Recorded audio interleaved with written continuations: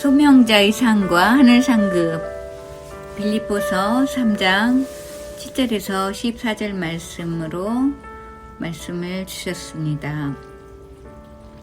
이 말씀은 개인적으로 특별히 12절부터 14절 말씀, 내가 이미 얻었다함도 아니요 온전히 이루었다함도 아니니라. 오직 내가 그리스도 예수께 잡힌 바 된 그것을 잡으려고 달려가노라. 형제들아, 난 아직 내가 잡은 줄로 여기지 아니하고 오직 한 일, 즉 뒤에 있는 것은 잊어버리고 앞에 있는 것을 잡으려고 표대를 향하여 그리스도 예수 안에서 하나님 위에서 부르신 부름의 상을 위하여 달려가노라. 이 말씀은 저희가 전에 섬기던 금성교회에서 나올 때 담임 목사님께서 파송의 말씀으로 주셨던 말씀입니다.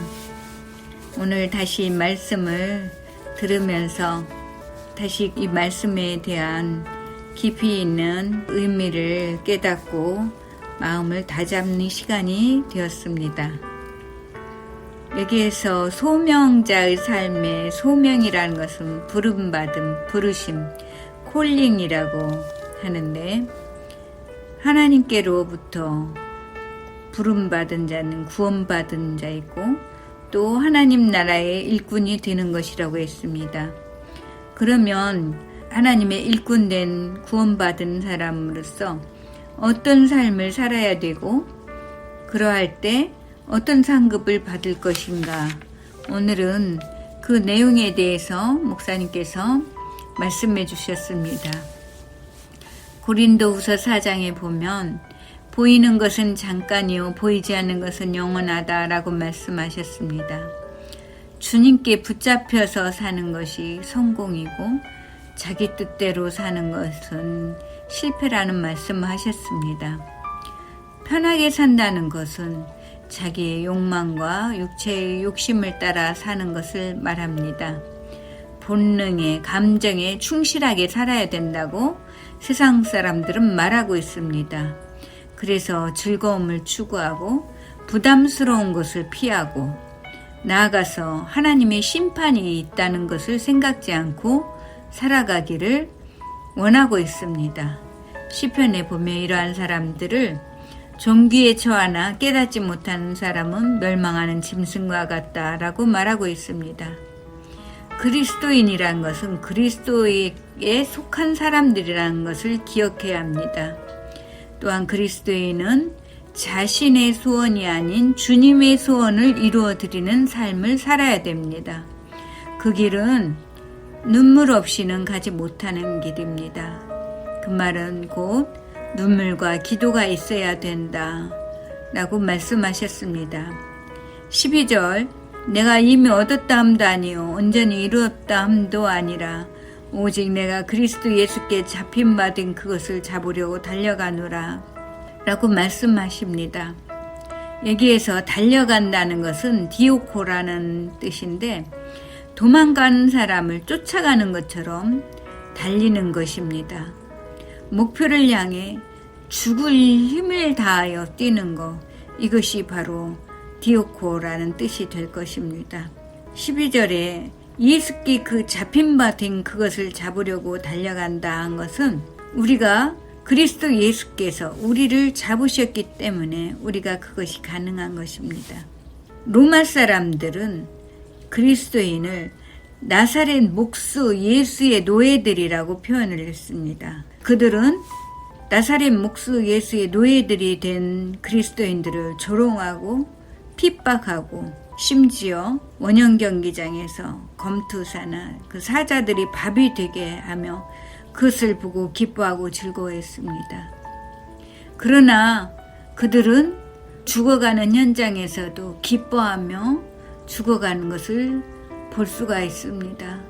스스로 노예로 여기며 기뻐할 수 있었던 이유, 그것은 바로 그 안에 주님이 함께 하셨기 때문에 가능한 일이었습니다. 왜 그러한 삶을 살 수가 있을까요? 우리나라에도 신안에 있는 증도에 가면 문중경 전도사님의 순교와 복음 전파로 100% 예수님을 믿는 섬이 된 것을 볼 수가 있습니다. 그러한 삶이 바로 주 예수께 잡힌 바 된 삶이라고 볼 수가 있습니다. 14절에 표대를 향하여 그리스도 예수 안에서 하나님이 위에서 부르신 부름의 상을 위하여 달려가노라 라고 말하고 있습니다. 바로 왜 달려가야 되나? 그 답이 14절에 나와 있는 거죠. 부르신 부름의 상이 있다는 것입니다.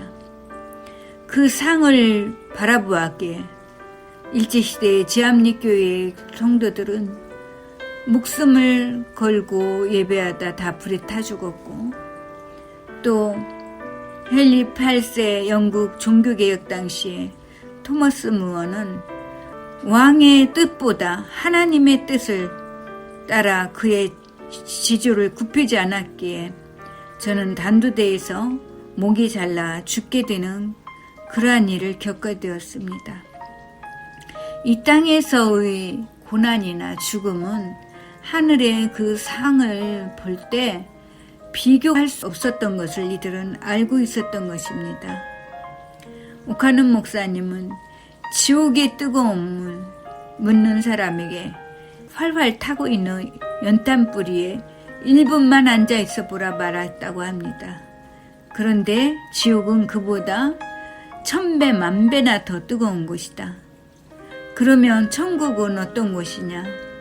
이 세상에서 가장 기쁜 것에 1000배, 1000배보다 더 기쁜 것이 천국의 기쁨이다 라고 말했다고 합니다. 부른 자의 삶을 평가해주는 부르심의 상이 있음을 보고 달려가는 우리 모두가 되어야 되겠습니다. 마태복음에 보면 나 때문에 너희를 욕하고 핍박하고 너희를 감옥에 가두는 그러한 일들을 만날 때 기뻐하고 즐거워하라. 하늘에서 너희 상이 크민이라 라고 말씀을 하고 있습니다. 얼마나 큰 상인지 우리는 상상도 못할 아름다운 좋은 상이 예비하고 있다는 것을 우리는 기억해야 하고 그것을 바라보아야 됩니다. 요한계시록 20장에 보면 모든 눈에서 눈물을 닦아주시고 애통하는 것이나 곡하는 것이 다시는 없을 것이라고 말씀하고 있습니다. 우리가 하나님 나라에 갈 때 바로 우리의 모든 눈물을 닦아주시고 우리로 하여금 기뻐하게 하실 수 있는 그러한 곳이 바로 우리에게 예비된 상이라고 말할 수 있습니다. 또한 그뿐만 아니라 우리 영혼에 만족을 주는 상이 있습니다. 이사야서에 보면 그가 자기 영혼에 수고한 것을 보고 만족하게 이길 것이다 라고 말씀했습니다. 바로 예수님이 철저하게 고난받고 십자가를 지신 후에 예수님의 십자가의 완성으로 수많은 영혼들이 구원받게 될 것을 바라보며 만족을 하셨다는 그러한 내용이 될 것입니다. 이 세상에서 줄 수 없는 기쁨, 그러한 영원한 상급을 위해 우리는 어떻게 살아가야 될까요? 우리가 그 기쁨의 상을 바라보고 살 때 때로 상처받고 아프고 고통이 따르겠지만 하늘 상급, 곧 우리를 부르심의 상을 생각하며 끝까지 믿음으로 달려가 승리할 수 있기를 바랍니다. 아멘.